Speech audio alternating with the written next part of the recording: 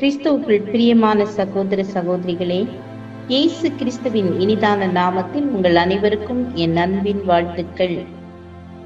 இன்றைய தினம் உங்களுக்காக கொடுக்கப்பட்ட வேத வசனம் யோனா 4ஆம் அதிகாரம் 9ஆம் வசனம்.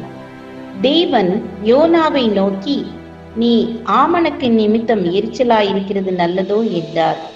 அதற்கு அவன், நான் மரண பரியந்தமும் எரிச்சலாயிருக்கிறது நல்லதுதான் என்றான். கர்த்தர் பேரில் யோனாவுக்கு எரிச்சல் ஏற்பட்டது. இந்த எரிச்சலை அவரால் மாற்றிக்கொள்ளவே முடியவில்லை. ஆனால் ஆண்டவர் யோனாவின் மேல் அன்பு கொண்டு அவருடைய எரிச்சல் நீங்களாகும்படியாக ஒரு ஆமணக்கு செடியை முளைக்க கட்டளையிட்டார். பின்பு அன்போடு யோனாவை தேடி வந்து, யோனாவே, நீ எரிச்சலாயிருக்கிறது நல்லதோ என்று கேட்டார். ஏன் யோனாவால் தன் எரிச்சலை மாற்றிக்கொள்ள முடியாமல் போனது?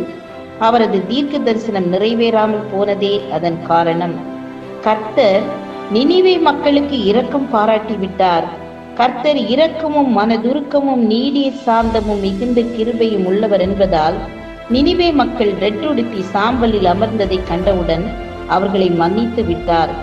கர்த்தர் ஆமணக்கு செடியை முன்வைத்து யோனாவோடு இடைப்பட்டார்.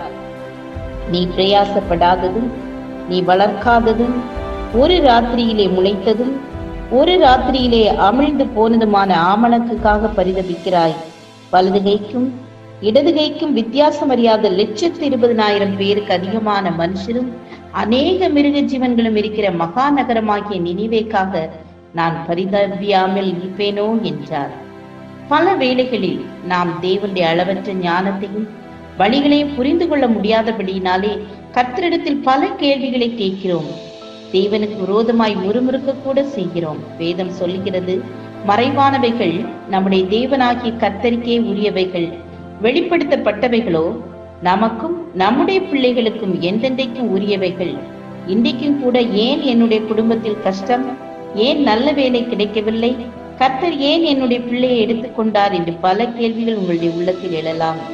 தேவனிடத்தில் அன்பு கூறுகிறவர்களுக்கு சகலமும் நன்மைக்கு ஏதுவாக நடக்கிறது. ஜெபம் செய்வோம். எங்களை நேசிக்கிறதான அன்பின் பிதாவே, இந்த புதிய நாளுக்காக உமக்கு ஸ்தோத்திரம். யோனாவை போல நாங்கள் எரிச்சல் அடையாதபடிக்கு ஏற்ற வேளையிலே கர்த்தர் எனக்காக யாவையும் செய்து முடிப்பார் என்று விசுவாசிக்கும் இருதயத்தை எங்கள் ஒவ்வொருவருக்கும் தாருங்க. இயேசுவின் நாமத்தில் பிதாவே, ஆமேன், ஆமேன். God bless you.